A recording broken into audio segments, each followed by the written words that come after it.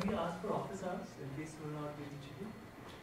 Like, can we email you and set up, or will you be out of? I won't be in town, so. But email me and we can try to figure out or talk. So if it's really important, I can also talk with you electronically, but just email me to figure these details out. Okay, so last time I just talked about some abstract optimization stuff, optimality conditions, concepts like weak duality, strong duality, and we skimmed by the so-called minimax theorem or statement. Today I am again going to repeat a little bit of this optimality theory, starting with an abstract optimality theorem, which is a specialization in some sense of that generic strong duality theorem from last time, if you remember. And after stating this abstract theorem, then I'll just state for you and maybe prove at least a slightly simplified version of the so-called KKT Karush-Kuhn-Tucker optimality conditions. And probably everybody in the class, if you don't know, you probably might have at some point heard the story that the so-called super important, by far one of the most important optimality conditions, the so-called Kuhn-Tucker conditions, they were discovered by Kuhn and Tucker. Tucker was professor at Princeton, I think, and Kuhn was his PhD student when they discovered. And later on, somewhere down the line, they discovered that they had been scooped, or maybe some guy called Karush had discovered all of these conditions 20 years prior to them in his master's thesis, while addressing some questions in calculus of variations. So different motivations, but they got scooped by Karush. But anyhow, that's why we just call them KKT in honor of these three people. And I once actually heard a nice lecture by Kuhn where he was telling stories, and he says actually all of us were scooped by Jacobi, because Jacobi in different notation in the 1860s kind of foresaw these optimality conditions in some sense. But there's a very nice 1 hour long lecture by Kuhn where he describes the history of development of duality for those who are interested in the history. Okay, so the abstract duality, the abstract optimality result, I keep going back to this style. We know that a point x is optimal if and only if 0 lies in its subdifferential.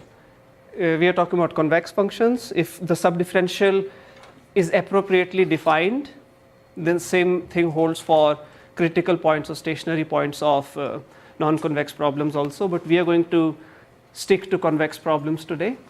And we proved this abstract result in one line merely by the definition of the subdifferential. And in some sense, I find this slightly easier to build an intuition because already from high school we know that derivative disappearing is an optimality condition, and we have seen it many times. So once you've seen it many times, you have some kind of working interior intuition for it. So the other optimality conditions in terms of KKT conditions, Lagrangian optimality, etc., all of those are, you can say, fancier versions of describing exactly this. Because given a function f, it might be very hard to really characterize or describe what its entire subdifferential set is. So ultimately all those other conditions, they assume more structure of the convex sets and functions over which you're optimizing, and use that structure to give a more detailed description essentially of this subdifferential, of this optimality condition. And we'll look at that. We'll come back to this and derive KKT just as a special case of essentially this condition. So I'll first write an abstract optimality result, and I'm just going to write and comment briefly about it. We're not going to worry too much about proving all the individual details because, like I said, it's an abstract result. It's just there to build some more intuition for you about why duality comes into the picture, how it is so important, we will quickly move on to actually more practical, easier optimality result in terms of Lagrangians. So this is a counterpart to the general non-convex duality type result that I wrote last time. So we have this nice theorem. So let F be a closed proper that is not identical to plus infinity convex function. Then several nice things happen. The infimum of F is intimately related to the values its Fenchel conjugate takes at 0. And again, talking at a completely hand-wavy level, the duality here is if x is the primal variable for F, the Fenchel conjugate that lives in that has as its domain a dual domain, which is essentially the domain of subgradients of F, which is why that 0 is happening in there, because 0 has to be in subdifferential for optimality. We can make that precise very easily, right? Because this is just rewriting, because after all, by definition, F star of Z is just supremum of Z transpose X minus F of X over X. So plug in what happens at Z equal to 0, and you get this expression of optimality, sorry, of what the infimum of F is. So in other words, this means that F that we're trying to infimize is bounded below if and only if 0 is in the domain of its conjugate. Because recall, by domain we just mentioned mean the set where the function is less than plus infinity. So that's nice, nothing but re-expression of our definition. So the minimum set of F, sometimes this is denoted as X star, the set of all optimal points, is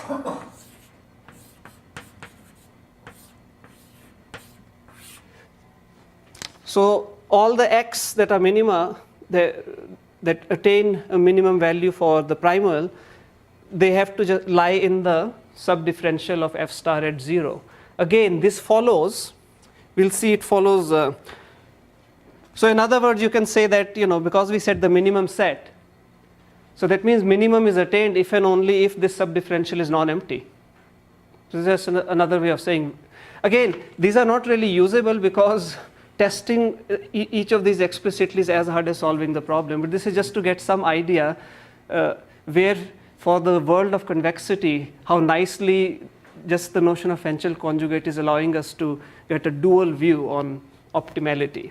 So this you can maybe derive by, because F is a closed convex function, in lecture 3 I mentioned this important property to you, that a vector G, and this is really a beautiful duality result, and all of this actually follows by definition ultimately.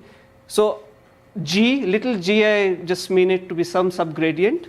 It lives in the subdifferential of F at a point X, if and only if, this is for closed convex functions, if and only if X belongs to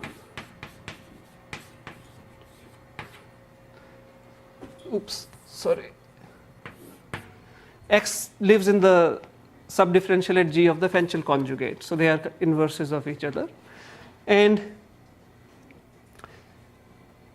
so this statement, part B, is nothing but restatement of our ordinary optimality condition, that 0 lies in the subdifferential of F. But it's still nice to write it like that, right? It allows us to say things like minimum is attained if and only if the subdifferential is non-empty.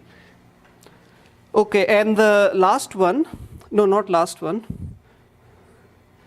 And I actually didn't go through all those theorems, but along the way I have mentioned some of those theorems, which are standard theorems in my if you haven't read this book, one of the best books on convex analysis is this red book by Rockefeller called Convex Analysis. It's a very nicely written book, and it's written concisely and tersely at points, but he really helps you also develop better intuition for convex analysis in general. So if you're really interested in mastering the subject, you should definitely read that book. But I know very few people, including people who have worked in optimization for 40 years, who have actually managed to read that book, but still, it gets dry. The reason I really love that book, it's a book on convex analysis, there's not a single picture in it. So some people don't like that. Anyhow, so in particular, there is a theorem which I mentioned in lecture 3, that in particular f will be subdifferentiable on its relative interior of its domain. And that means if 0 lives, if 0 lives in the relative interior of that f star. So the third one, which is a nice result, is again restatement of men A and B essentially. For the infimum of f to be finite but unattained,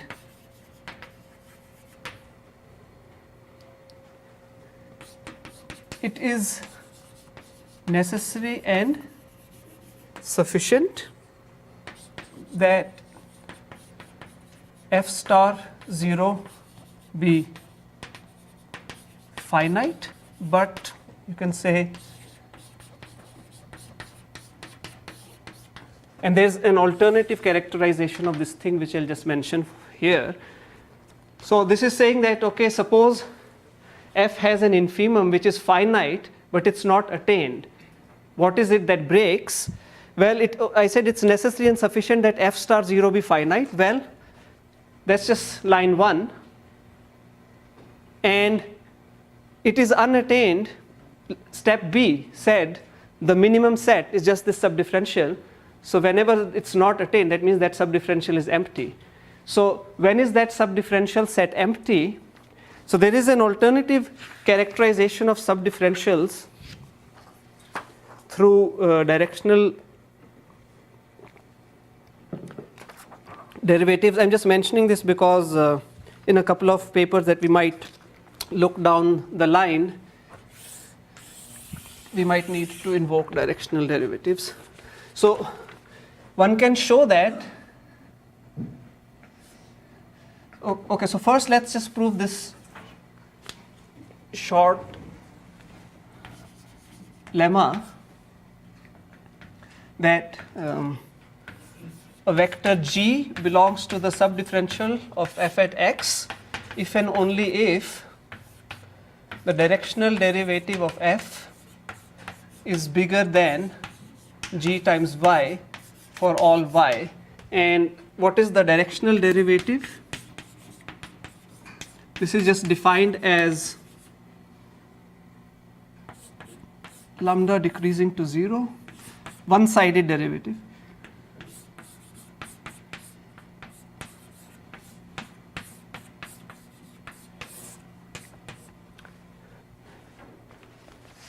So what happens is if this subdifferential set is empty, what happens is that there will be some direction y for which that inequality gets broken, and not only does it get broken, there will be some y for which actually f prime of, so this is f star here, so this will be f star of prime of at 0, 0 comma y will actually go down to minus infinity.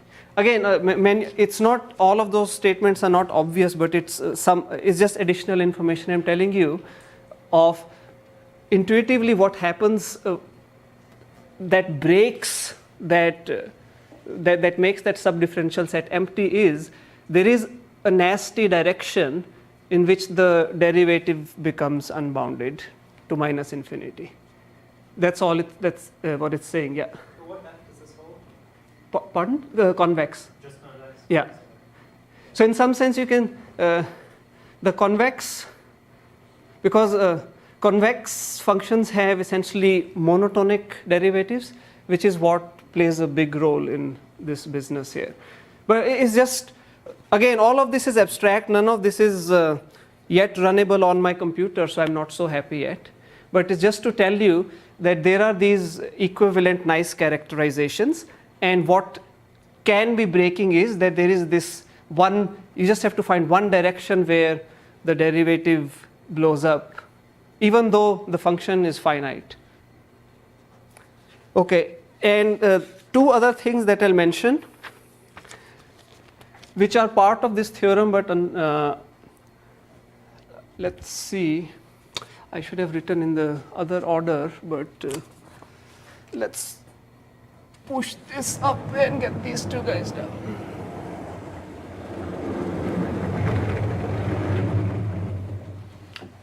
Okay, so the parts D and E, which are also nice to know, the minimum set of F is non-empty, and bounded. So now the extra word bounded has come in. If and only if 0 belongs to the interior of domain of F star. So all this fancy thing, ultimately all it means is this is just another condition on when that subdifferential set should be non-empty, and also when it should be bounded. And for that, ultimately it just means that on this interior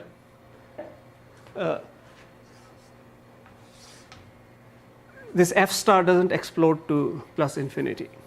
So it's the last one that is worth knowing, which unfortunately I should have proved this really nice result, because well, maybe when we are doing maybe I'll come back to proving this nice result, the final result, because we use this, which is sometimes of great interest. The minimum set is a singleton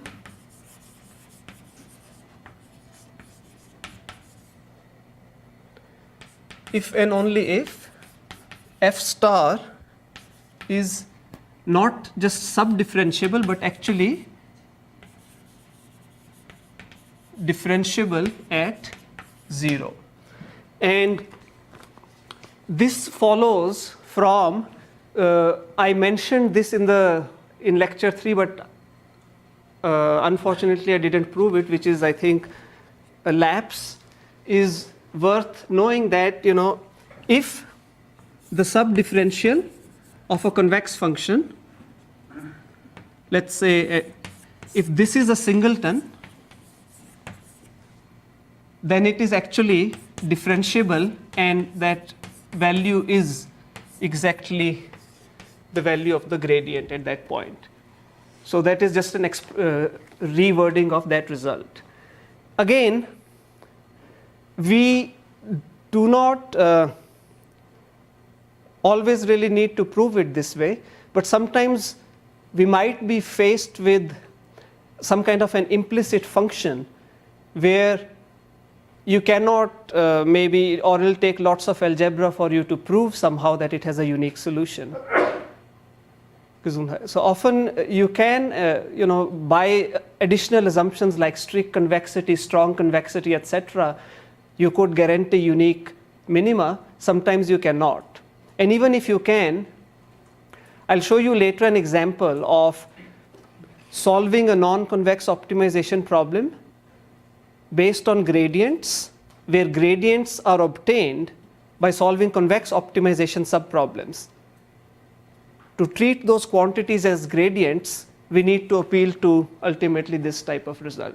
Anyhow, so I'm saying that these abstract results, they're nice to know, and they are telling us that yes, the picture of duality that's at play here is in the world of F, it's the x's, and in the world of F star, it's the corresponding subgradients. Those two dual pictures of how optimality plays out. But now we'll move on to maybe easier to write conditions than just pure abstract conditions. I wrote those conditions last time, but I wanted to quickly, at least via the use of minimax, state the Lagrangian duality and KKT type stuff. So let's look at this primal problem P, which is minimize f of x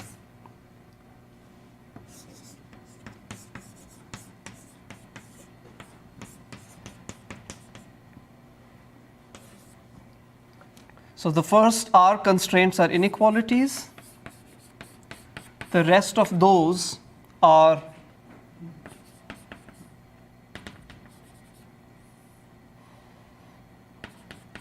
equalities. And ultimately, of course, if it's a convex problem, the only equality constraints will actually allow our affine constraints.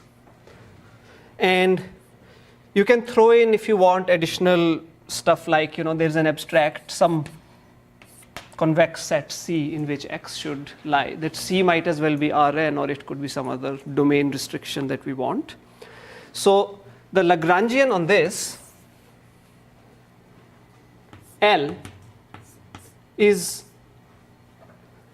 so let's assume that Rx is in R to the n. So the Lagrangian is a function from actually to the extended reals. It could also be plus minus infinity. And we define it this way. So we'll just define L of x comma lambda.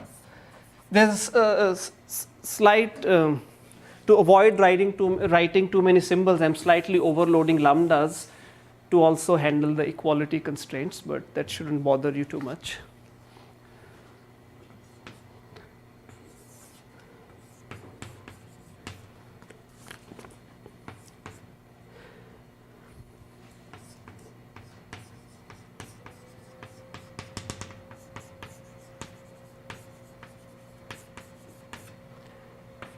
Where we assume that the lambdas are feasible.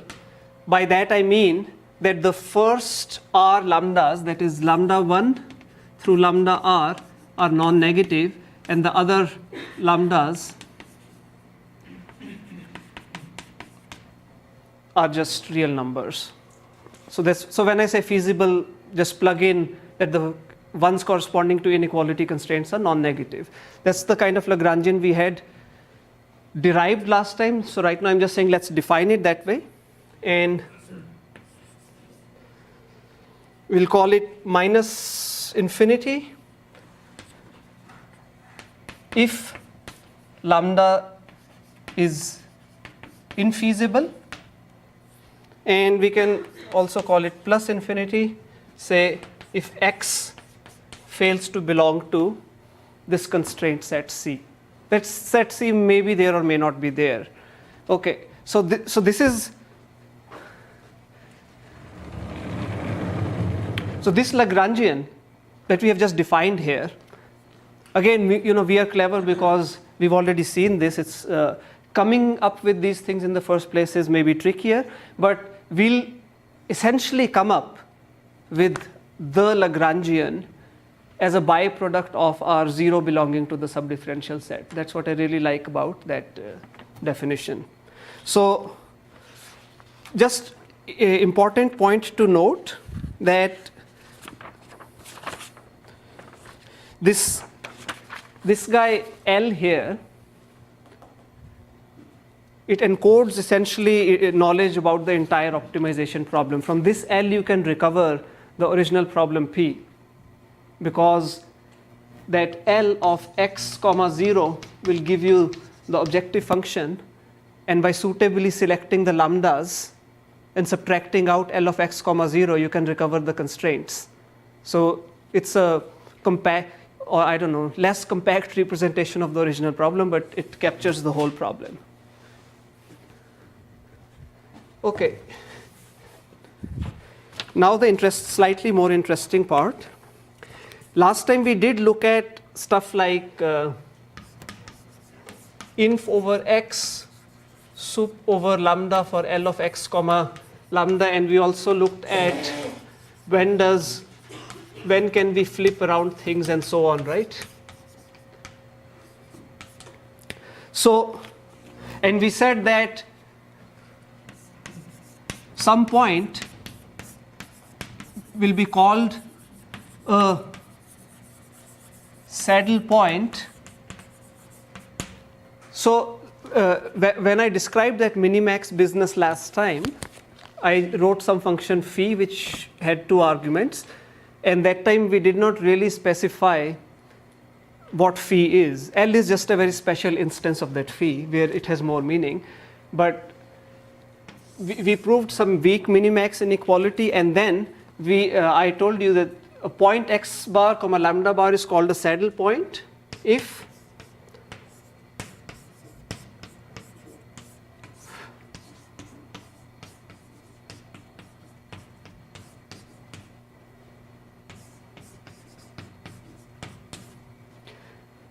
so in particular for a saddle point what we'll hold is that you can flip around the infs and the sups. That's the nice thing that happens. And what that actually means is something fairly nice. It means that x bar, so if there is a saddle point, that means there are actual vectors x bar and lambda bar. And that means x bar will actually, so this is what I'm writing is I think on the second or the third to last slides from last time. So if you want to go back and look at it.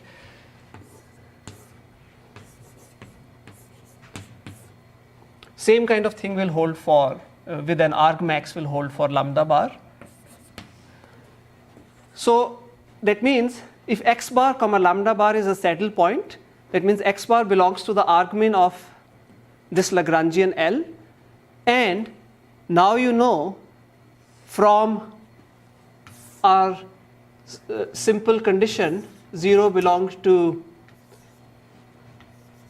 so the Lagrangian L, if you look at it, it's just a convex function of x.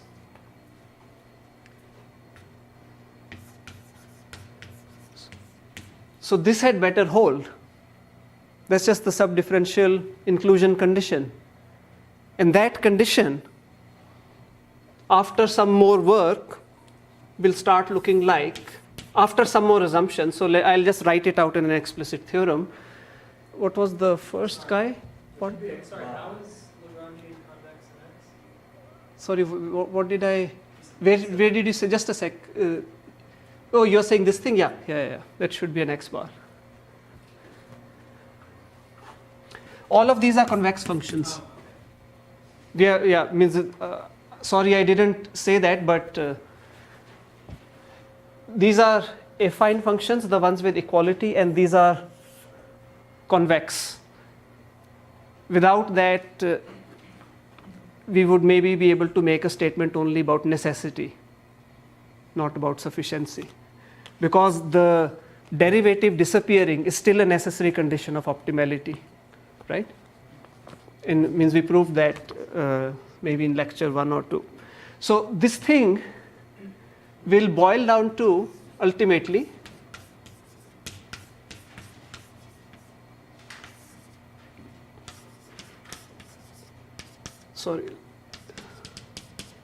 for of course the lambda m's that are non-zero. This is condition which is called by people as Lagrangian stationarity. Yeah. Shouldn't it belong to the dual kind of C? Do you need to have some sort of C, mention C in that condition?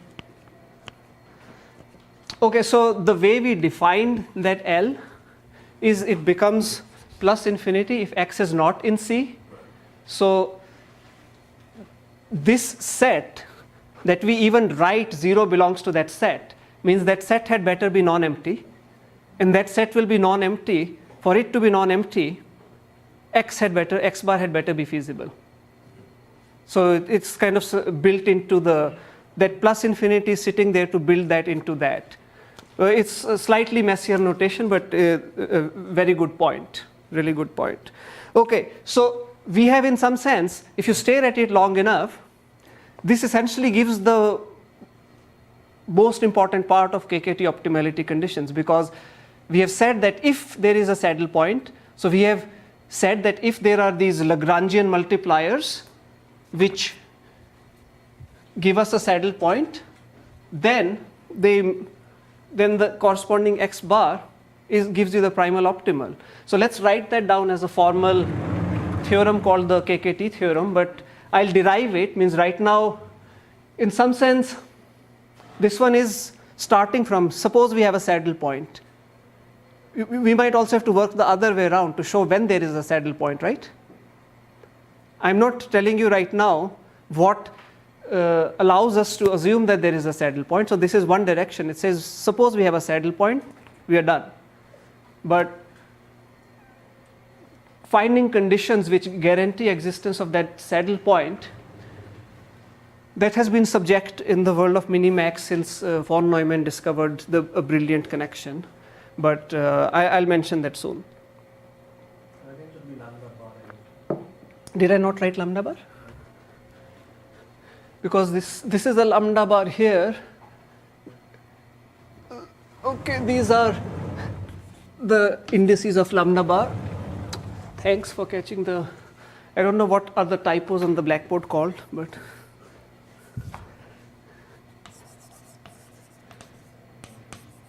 so this is the main sort of KKT theorem. I'll prove a simpler version of this using my favorite style. So let that be a convex problem. Let x bar, lambda bar belong to Rn cross Rm.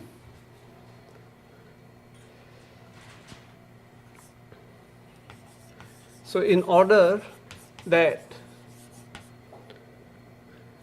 lambda bar is a so-called KKT vector, or the dual Lagrangian multipliers, or whatever you want to call them,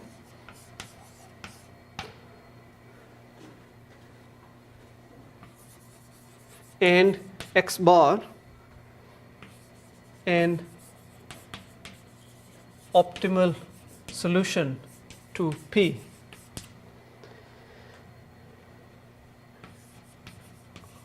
A necessary and sufficient condition is that x bar, lambda bar be a saddle point of our Lagrangian. That's a necessary and sufficient condition, so it's not just one way. And some other stuff happens that's just more refined observations which are collectively called the KKT conditions. You know, moreover, say lambda I bigger than 0 for 1 is less than I is less than R. Of course, that means corresponding guys have to be also feasible. What else? And there's something called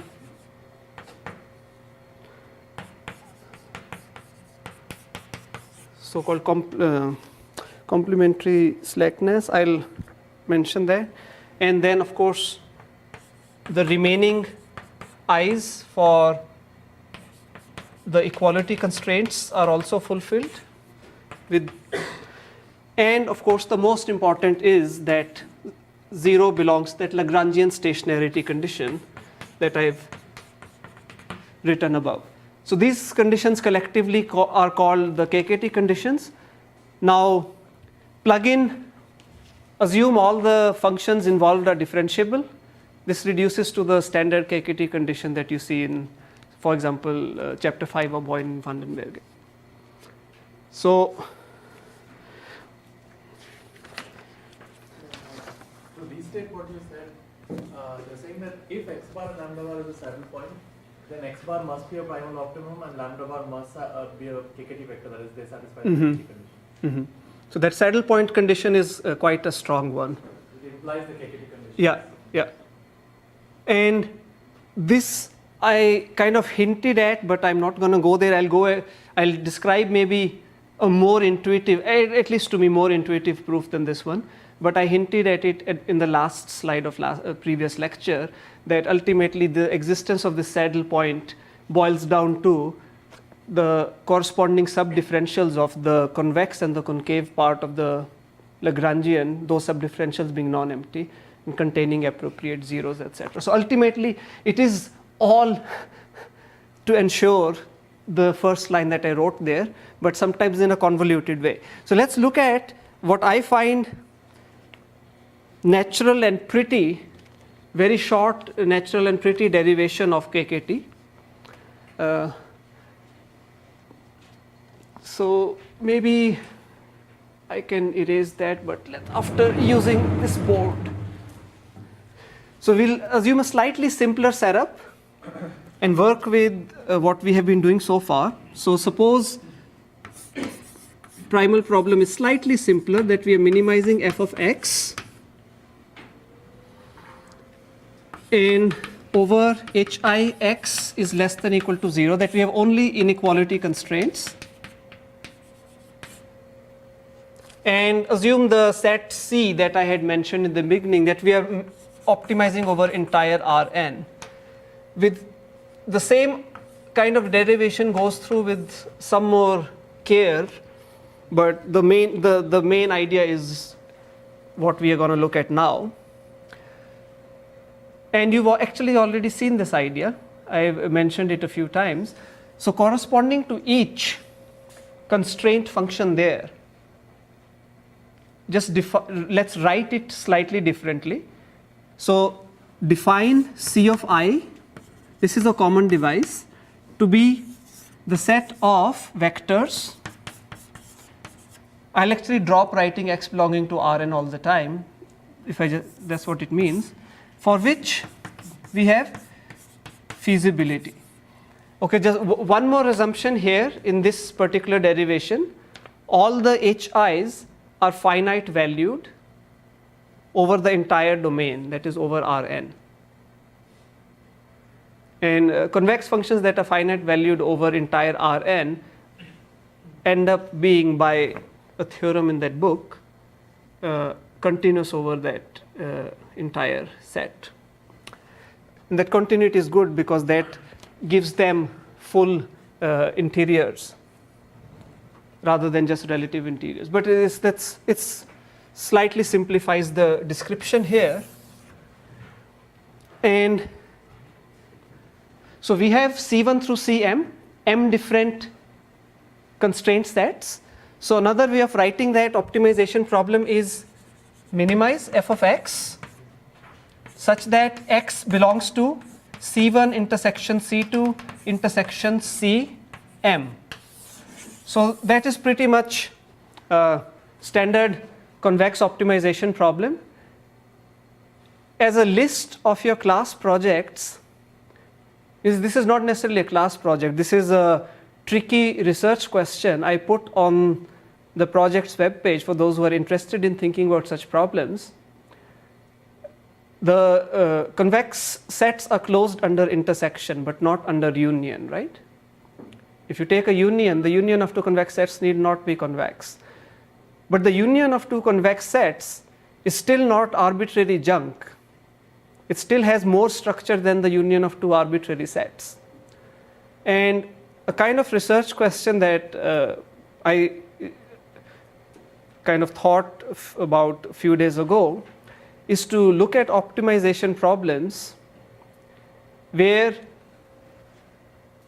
you are minimizing f of x, say a convex function, or even you can take the simplest convex function that you know of, or say x square rather than just linear. And instead of intersection of C1 through Cm, we are trying to minimize it over a union of C1 through Cm, where C1 through Cm are not arbitrary convex sets, but somewhat simpler convex sets. Let's say they are convex cones. If one can do something about this problem. So this is a very open-ended research question, but it's on the project's page for those who are interested in thinking about such questions. Means there is a little body of literature related to that. Things like sparsity, rank, etc. problems can be written in terms of minimizing over unions of convex sets. So it's not just like it's an arbitrary problem falling out of the sky. Yeah. So is it union over a finite or Yeah, finite.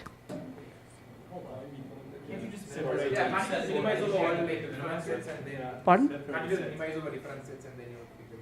Yeah, but like maybe exponentially many. You're saying I can't. Minimize over each one. Minimize over C1, then minimize over C2, then minimize over C3, and then pick the minimizer. So maybe you want like exponentially many sets. So you can't do that. You're saying if I'm doing it over unions. Yeah, just minimize over the first one, then minimize over the second one, then minimize over the third. True, that's a good point.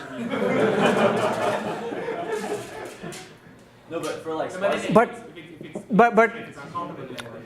no, not necessarily uncountable. So Akshay, you're right. So the thing that probably happens here is that the size of explicitly describing the union might be exponential. Yeah. And yeah, I think that's what complicates matters a bit. By considering the z is known to be something. Exactly. Yeah. Yeah.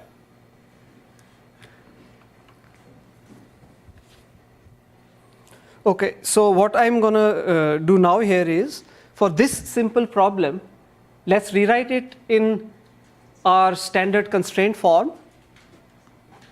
So let's write it as minimizing phi of x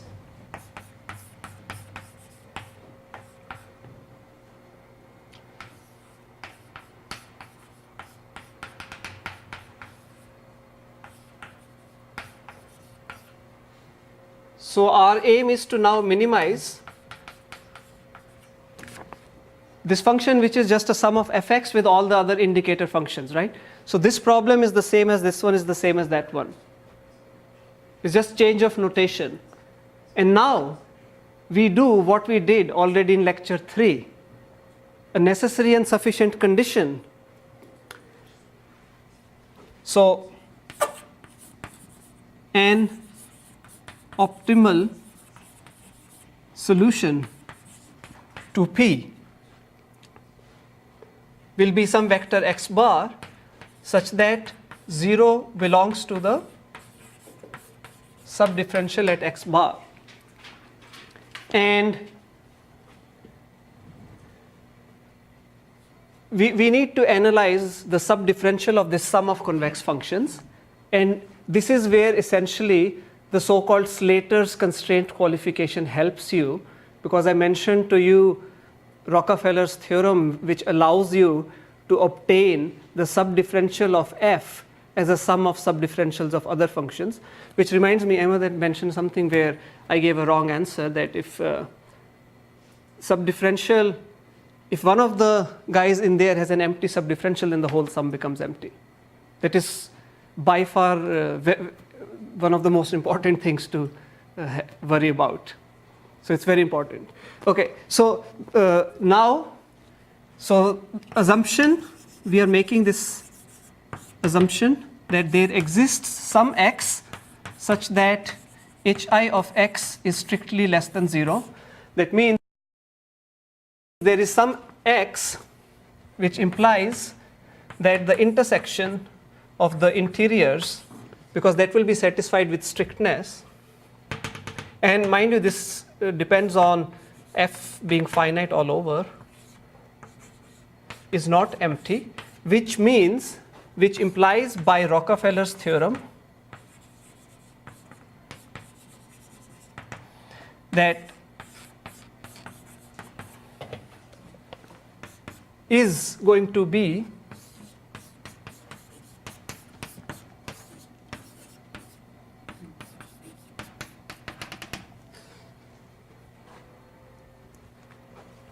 So for now, just let me drop that extra bar to simplify my writing.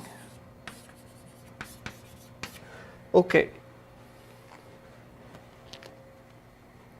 And we have seen what the subdifferential of the indicator function looks like, right? We derived that explicitly. Let me write it for you again.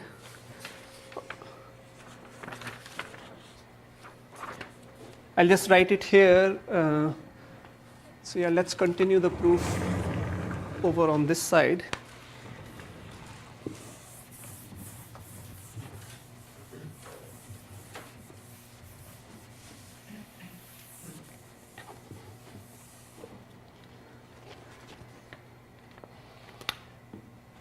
So just recall, this is just for that you had derived this.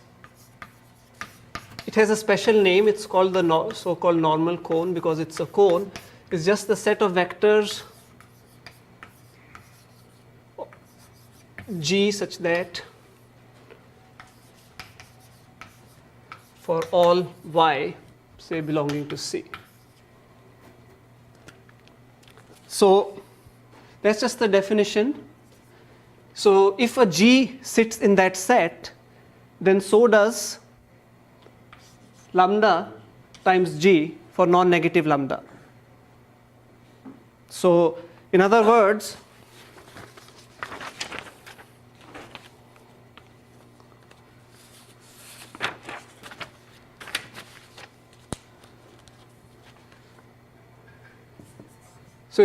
for us, you can, I'll just write C of I, you can double check, will be given by essentially all the possible vectors that can be written as lambda I times h of x, hi of x, where lambda i's are the non-negative guys. If hi of x is equal to 0, otherwise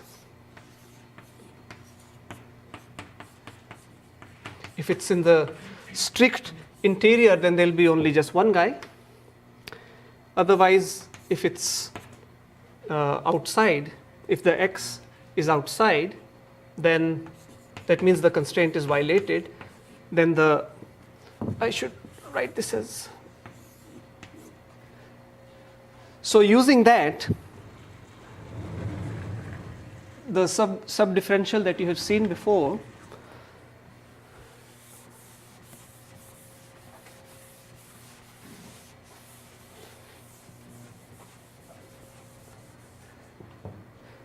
so using all those different conditions in here, so let's collect them together.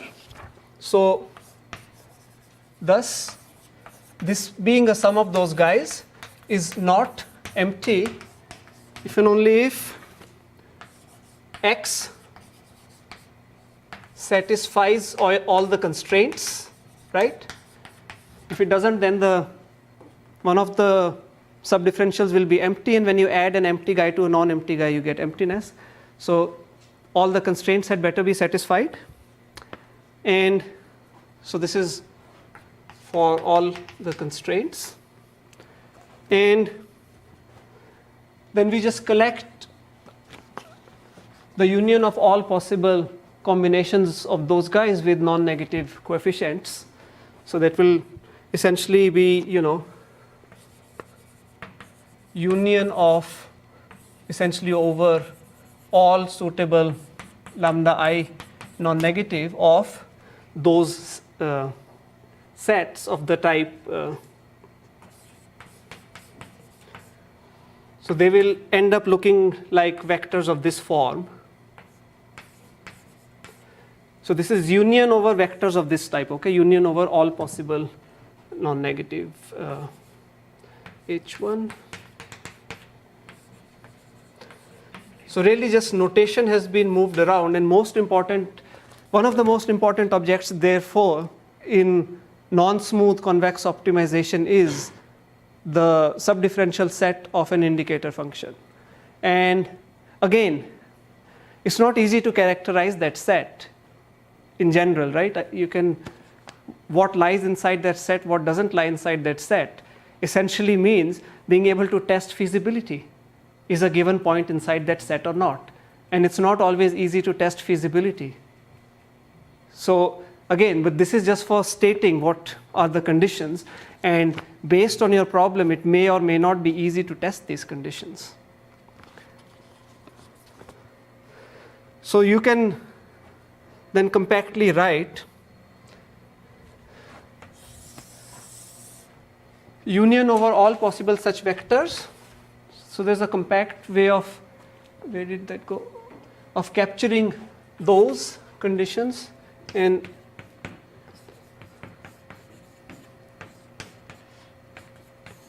that's just that if and then written jointly like that.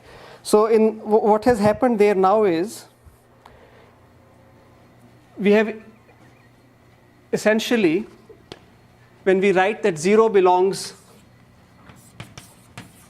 at x bar, reduced to saying that 0 belongs to something that looks like that for non-negative Lagrange multipliers. Those lambdas that were in the set are what then end up getting called Lagrange multiply. So that is the Lagrangian stationarity condition. So this is you can say a direct way, by just trying to satisfy ordinary optimality condition of 0 belonging to the subdifferential, that you end up essentially getting this Lagrangian based optimality condition.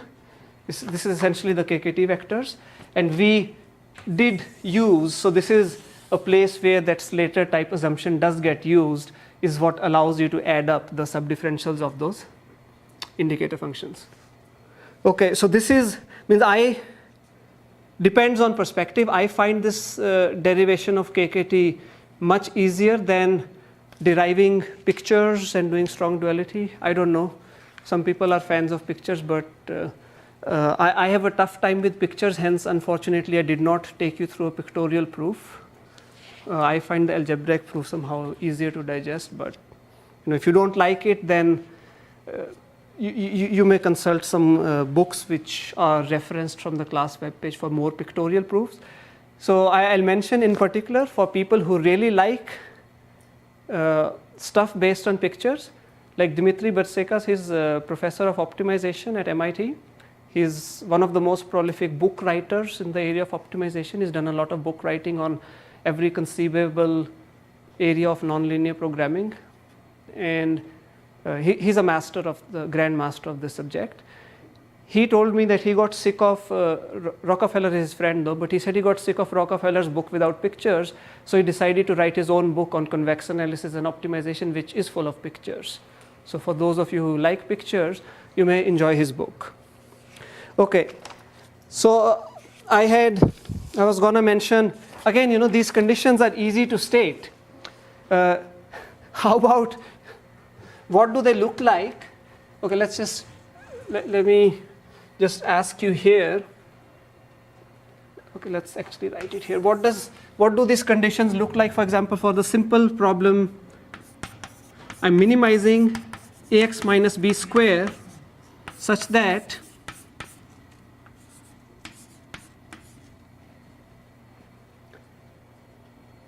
that's a convex optimization problem. What might these conditions look like for that? You can write it explicitly, but not entirely helpful. Okay, only if you're given an alleged optimum, then these conditions will be helpful for things like that. But otherwise, just looking at the conditions is not going to help you so much. So the point I want to make here is these conditions, you can write them for many problems, but it is rare. We'll collect examples of that. It is rare that you can actually solve the resulting nonlinear inclusions, or if everything is differentiable, they're just nonlinear equations. It is rare that you can actually solve those nonlinear equations directly. which is why we will start looking at optimization algorithms that allow you to iteratively construct guesses of x and lambda that in the limit, or if you're lucky before that, end up satisfying the KKT conditions. But in general, directly solving these conditions is not easy. However, there are some examples where you can directly solve them, and there's a bunch of papers in optimization literature. Then more recently it was a trend in machine learning literature, but now this trend has fortunately died out, to explicitly solve KKT conditions of simple separable optimization problems and then write a paper based on that. Means I have also written one or two like that, but I'm just saying that there was a time when this was okay, but as the entire community's understanding moves forward, these things are no longer okay. But to see the utility of KKT, if you have not ever used KKT conditions to solve optimization problems, a few super simple problems that are a must. If you haven't looked at these, just definitely try to solve these. Okay, I'll write it in bigger font. No need to write it in tiny size. Let's just, you should definitely solve at least. One that you should definitely try is the following. Here you don't really even need KKT, all you need is the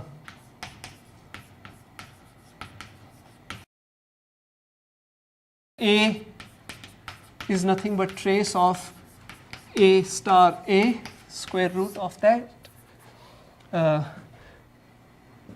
Suppose Y is a symmetric matrix, and I want to solve it given symmetric matrices L and U.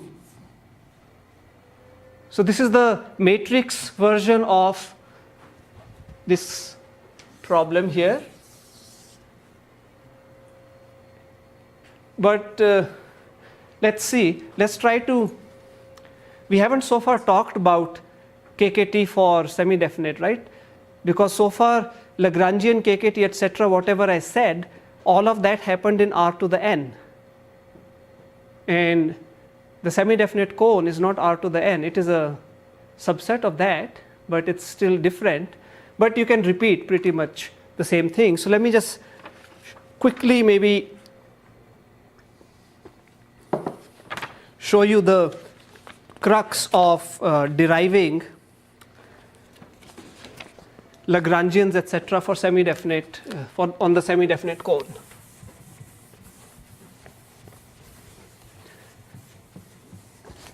So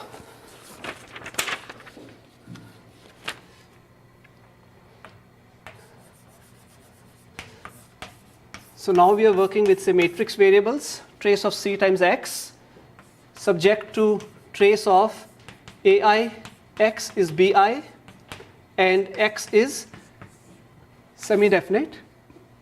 So you can assume A and C are all symmetric matrices, okay?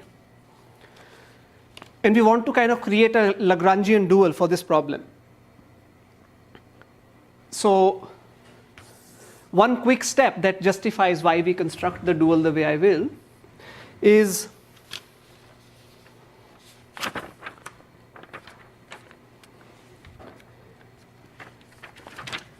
okay, so let me write something called, I'll create a sort of pseudo Lagrangian for it.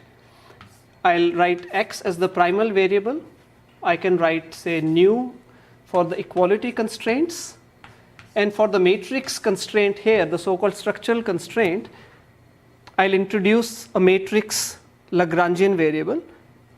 It's not yet shown how, but let's hallucinate one. Plus or minus, whichever way you prefer. Let's write it with minus if you want. Nu I, trace AIX minus BI. Because remember, in our standard form, the constraints had 0 on the right hand side, so I did that. Minus trace of Y times X. So the reason now we are using that, first, suppose P star is the primal optimal value, right? So suppose P star is primal optimal value. Do you agree that P star is bigger than L of x comma nu comma y for all feasible x, nu belongs to R to the n, and y being semi-definite? So we are just trying to see that what might be a reasonable way to create duality theory for semi-definite programming. And why does this work out? Well, if x is feasible, this guy disappears. X is semi-definite. Then why does this inequality hold? In fact, this holds for not just P star, it holds for any feasible x. Why does that hold? Because trace of y times x is non-negative for when y and x are semi-definite matrices. And that is the key property being used when constructing this Lagrangian.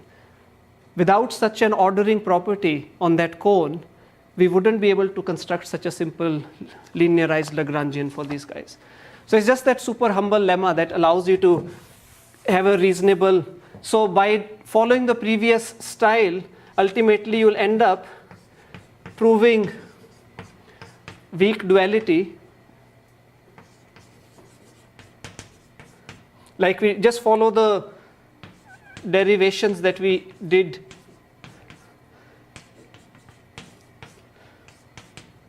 last time to derive weak duality. So similarly, you'll get weak duality even here. There is additional work required to derive. So let's actually first go through trying to get a dual for that. Almost done. So by maybe mechanics for you, the dual, I'll derive it by infimizing out over, and if you look at it, the whole thing is just linear in x.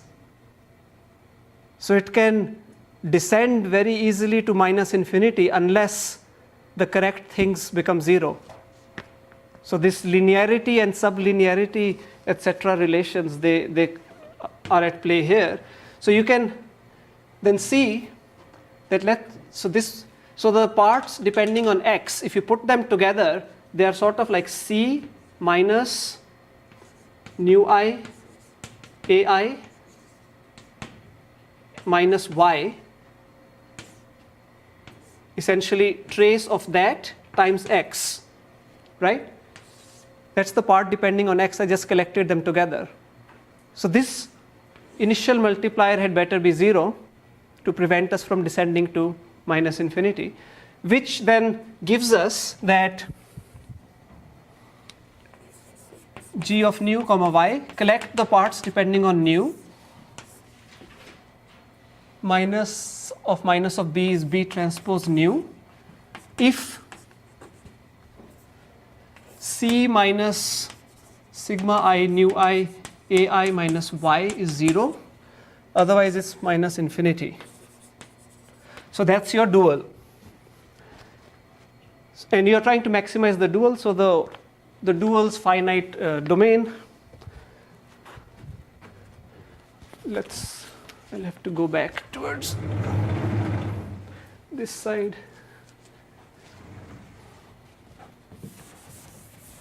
So we are essentially done.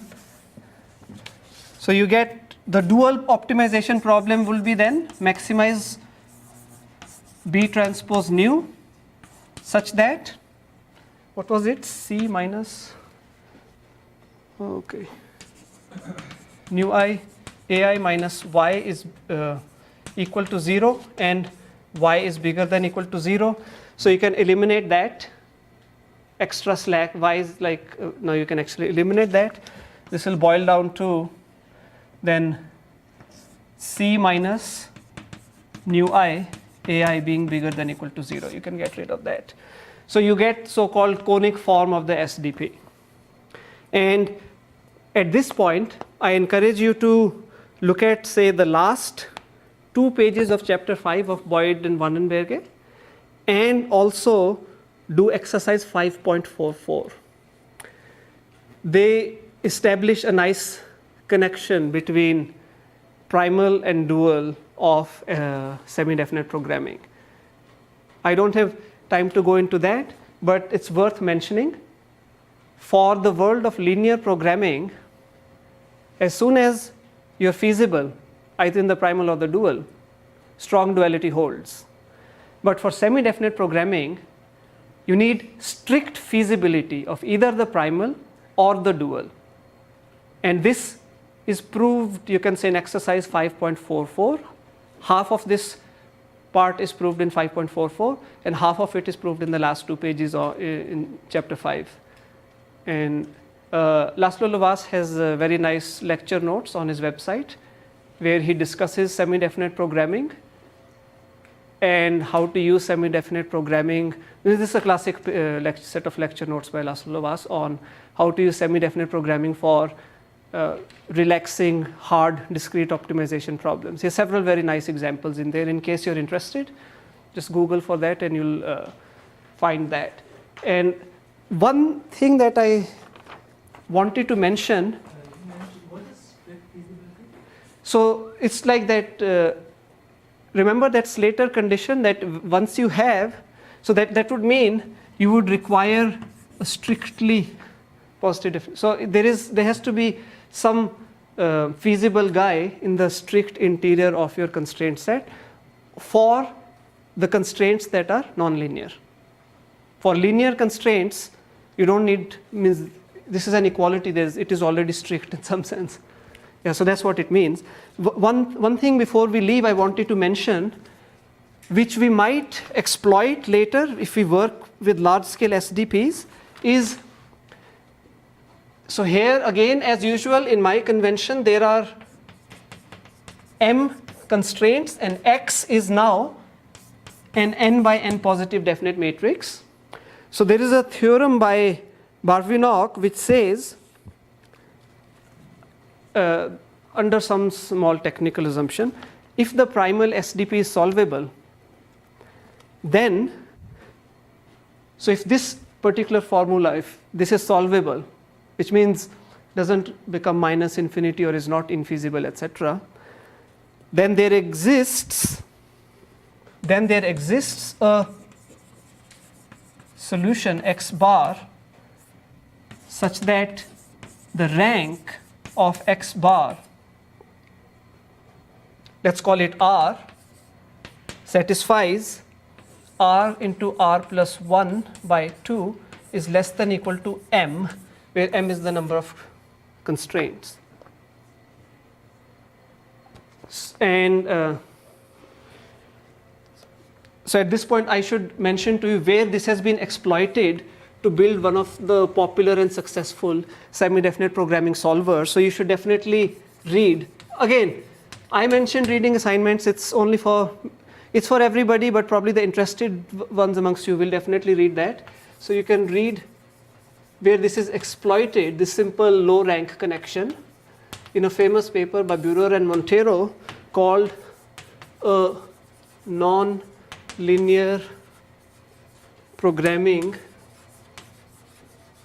algorithm via low rank. And this rank condition, etc., has been recently used by others to try to come up with large-scale semi-definite programming solvers. So far, this today is in some sense the last theory part. After that, whatever I will speak will be algorithms. But because so far we haven't looked at any algorithms to solve any of the problems that I mentioned. And this paper and some other recent work, people have exploited this geometric structure or the limitation on how large the rank of your SDP solution can be to obtain solvers that scale to very large SDPs. Because the standard ones like in CVX using Sedumi, DSDP, etc., they will choke after, few thousand variables. So it depends. So if this matrix is n by n, so the number of variables is n square essentially, n square by 2.